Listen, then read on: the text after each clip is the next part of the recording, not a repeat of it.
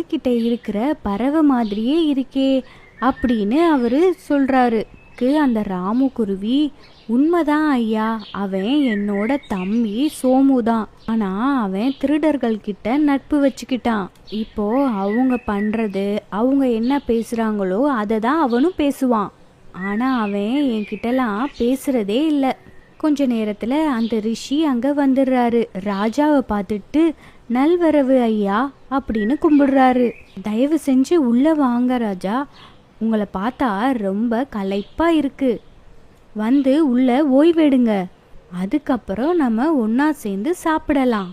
அப்போ ராஜா ரிஷிகிட்ட, அந்த 2 பறவைகளும் பார்க்கறதுக்கு ஒரே மாதிரி இருந்தாலும் அதுக்கு குணாதிசயங்கள் வேற மாதிரி இருக்கு, இந்த காடு முழுக்க எல்லாமே ஆச்சரியமா இருக்கு அப்படின்னு ராஜா ரிஷி கிட்ட சொல்றாரு.